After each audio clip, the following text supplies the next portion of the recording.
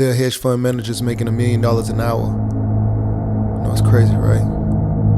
There's money everywhere. There's money in everything. I want to help you.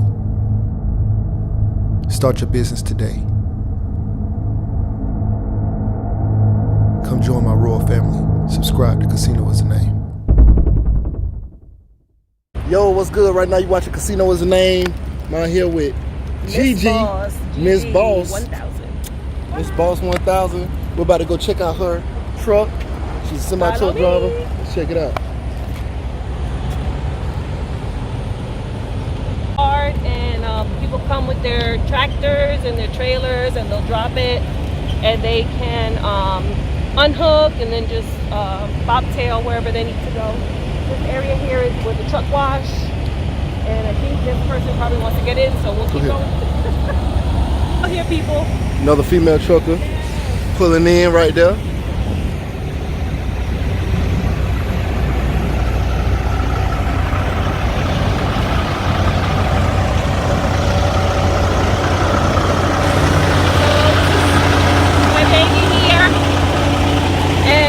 It's a 2020 Camry. I was fortunate to get a newer truck, so I'm very grateful. This is your truck? Yes. So you're an owner-operator? Not an owner-operator yet, but it is assigned to me. Oh, so, okay. And so when you come on as a company driver, you can get a truck from any year. It could be 2016 and up. Gotcha. And, but I was fortunate enough to get a 2020. But when the time comes for me to become an owner-op, I would get a 2020. Okay, for sure.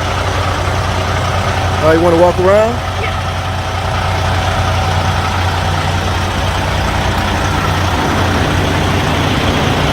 T680.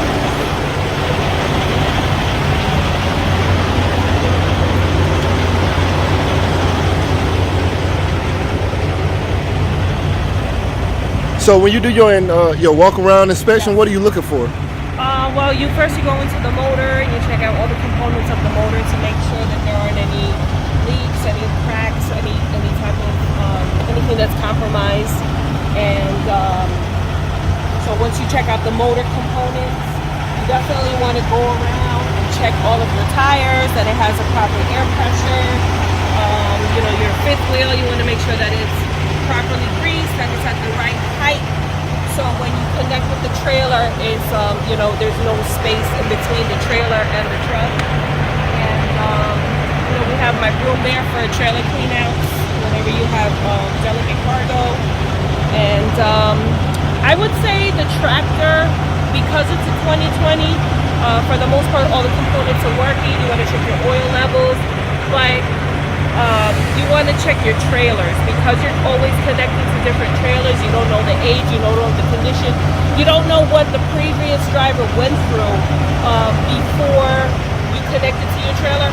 So your trailer, I find that it's just as important to do a proper pre-trip inspection, because you want to check, especially the tires, you want to check the condition of the tires, that it's not balding.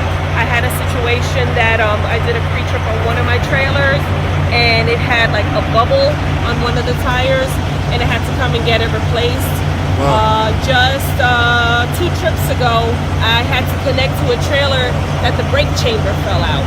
So I needed to make sure that, one, the technician completed the work properly, and 2, because I knew I just connected to a trailer that the brake chamber fell out on a previous trip. I think I had to drive 2,000 miles with that trailer. Wow. So I was always checking my tandems to make sure that the brake chamber wasn't, acting funny, or the trailer was swaying side to side as I was driving. So it's a lot of things that you have to watch out for when you're driving. So. Sure. Yeah. Okay, so this is the gas tank, right? This is the gas I don't know anything about semi-truck at all. Okay. So I know DEF, or whatever. I know that does not go into diesel.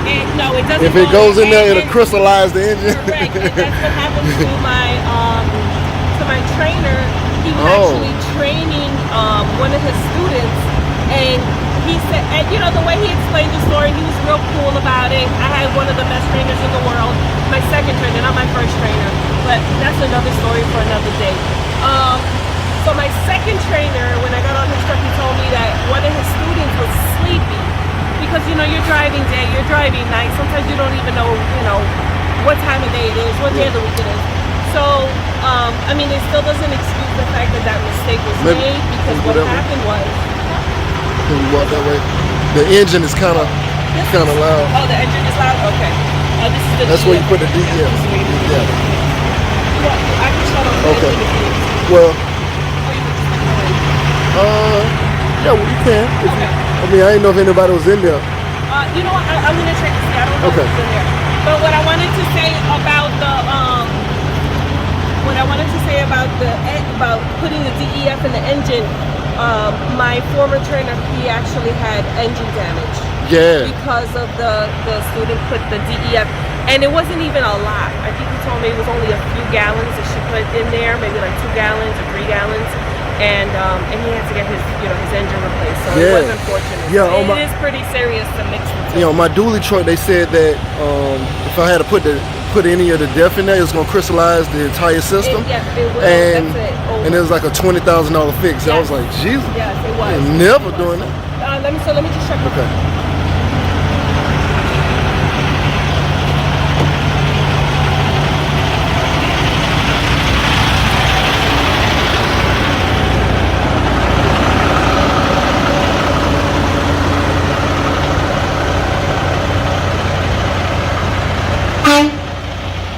We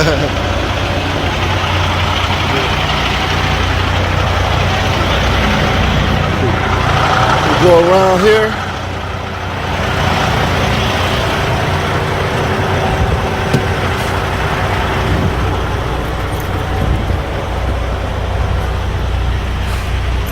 Okay. So they got the double beds. Yes. So he was Air Force, looked like. It's an Air Force flag. Army. Oh, that looked like Yeah, Air Force I believe. I believe it was Army. Oh, okay. So I don't know if you want to. This is nice and cozy, actually. Yeah, so I don't know if you want to start here. Maybe you want to stand here and then start here. You good? You good? So I mean, you can see the room when there's like 2 people. It gets a little interesting. All right. So if you want to start here, right?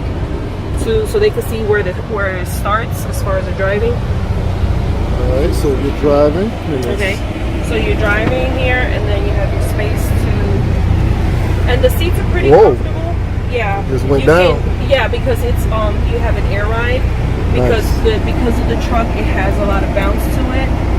It actually helps you as a driver. I like that dash. The dash is nice. As you can see, I'm simple. You give me a dash, I'm happy. Right. Okay. So you actually have here you have the sleeper berth. That's what it's referred to, the sleeper berth. And then you have a bunk. And this is the bunk is good because if you have a teaming situation, or if you ever become a mentor for your company, you have the main driver there, and then you have your student or your team partner. But the rule is that you cannot the top bunk is not allowed to be used when the truck is in motion. So, okay. Yeah, okay. because it's gotcha. It makes sense. Somebody falls. So no matter what, there's always a rotation going on, like the bottom bed. But and where's your fridge? So this is the fridge here, and then this is a closet here, and then this is more closet space here on the bottom. And then you have, the microwave. You have more storage space up here. So, we love storage space, ladies. And then here is actually, I actually cook on the truck. And, nice. we talked briefly about being healthy on the truck. So I go to Walmart and I pick up the fruits and the vegetables, and I try to saute things and, not fry things. So, so this is my little space here. It has,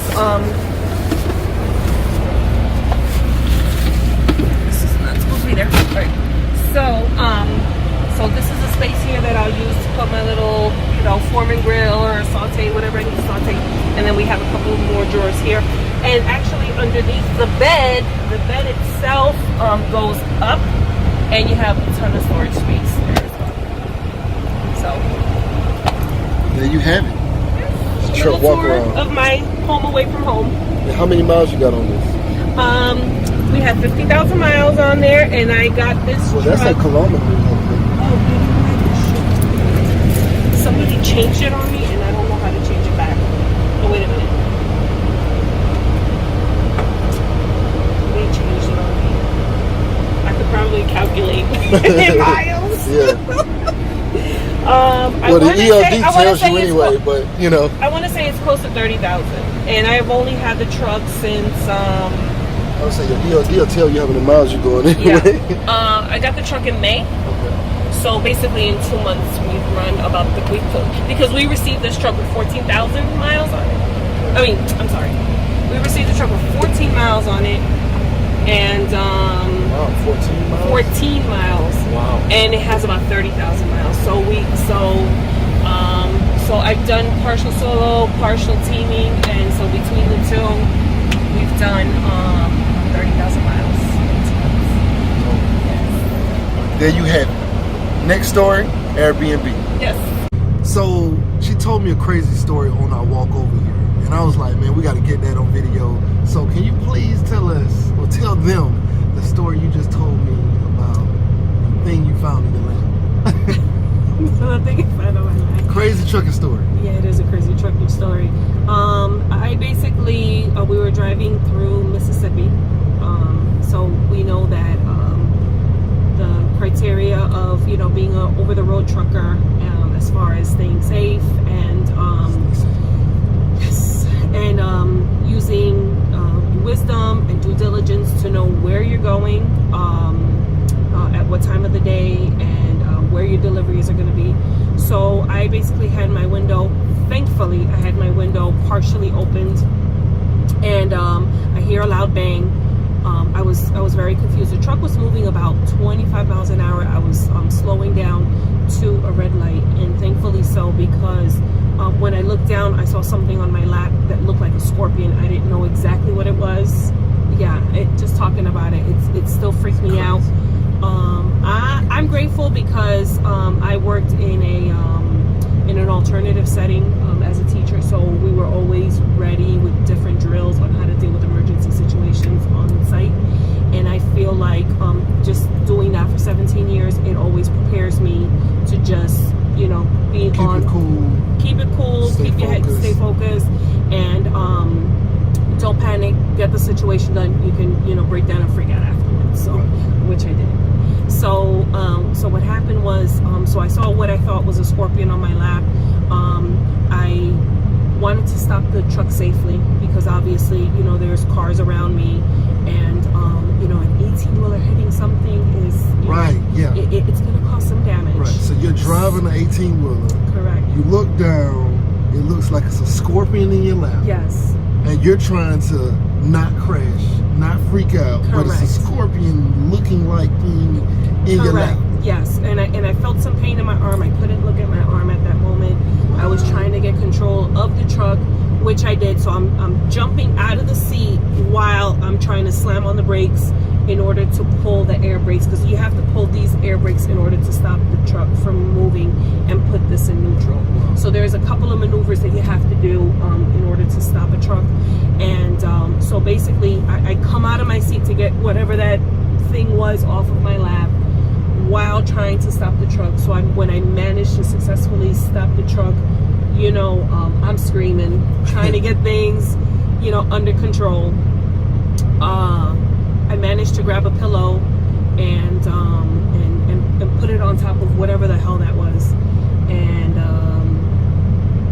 I opened the door, and I was team driving for that particular load, and so my team driver jumps up, and we throw whatever it is with the pillow and all. So when we looked to see what the item was, or the object was rather, it was a freshly caught crawfish. So it wasn't a scorpion, it was a crawfish. It was a crawfish. It was still muddy. Still crazy. Because it is still crazy because it was muddy. I had mud all over my lap. I had mud all over the seat and the pillow. So apparently so I'm looking like, how the hell did that come in? Yeah, it wasn't, there weren't any trees nearby. There wasn't anything. Right. There's no way for a crawfish to land inside of the semi-truck. No, so unfortunately, there was someone who threw that crawfish in. What their motivation was, I don't know. I can't I can draw conclusions of what it was. I'm, a Latina female truck driver. That may piss some people off. I don't know. If it does, too bad, so sad, because I'm here to stay. But the problem is, my life could have been in danger. Yes. The people around me, right? Because you was in my truck, could have been in danger. And I'm grateful. And when I get behind the wheel every single day, I say my prayers, and I know that I have praying family members for me every single day, because you never know what you're going to encounter out on these roads. So basically, so we got the crawfish out. We saw that I guess it was in the process of dying. It wasn't like very active, but it did manage to nick me on my arm. So when I saw that, after I knew that everyone was safe, then that's when I just I freaked out a little bit, because I'm like, who would do that? Why would they do that? What is the motivation of wanting to hurt others? So, you do have bad people out there. You do have good people out there. So, one thing I do say about trucking, no matter what, is that you have to take the good with the bad, gotcha. And make it do what it do from there. So, good thing is, in this situation for you guys out there, you don't have to worry about a crawfish jumping into your truck. Okay, you don't have to worry about that. The bad news is, you have people who will throw a crawfish into your truck, which is just because you can't prepare for that. Correct. And I believe, I'm not sure if you heard, but unfortunately there was a young man. He was 21, doing what he needed to do. He was hung from his flatbed truck, and they tried. He died. I want to say this was sometime in late 2018. I'll look up the article and I'll send it to you. So that, so all those things you have to think about, that unfortunately you don't know the mindset of the people that you can come encounter with when you're out in this country. And that's something that I'm cognizant of, and it's something that I'm aware of. And it's something that I watch out for when I'm just trying to make a living for my family the way everyone else is.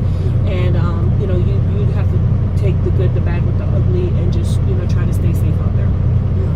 Yeah, and the trucking community is definitely a tight-knit community, man. I don't know how many trucks out here right now, but it's thousands, I'm sure. And I know that there's a large support for truckers in Georgia. So we show love. You know what I'm saying? Anyway, right now you watching Casino Is the Name. Signing out. Adios. Oh, I told her I don't think she can really drive this truck like that, She was saying, oh man, I'm comfortable, I got this, I do this. I said, man, I don't know if you can really drive it. So she said, watch this, she about to pull it out. So right here. So, let's see what she got. Let's see what she got.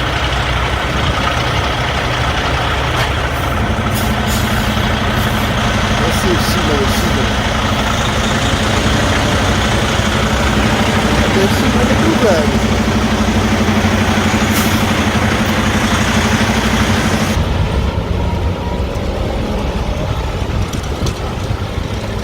I guess she proved the point. This is her backing it in. But let's see how she do on this parking lot.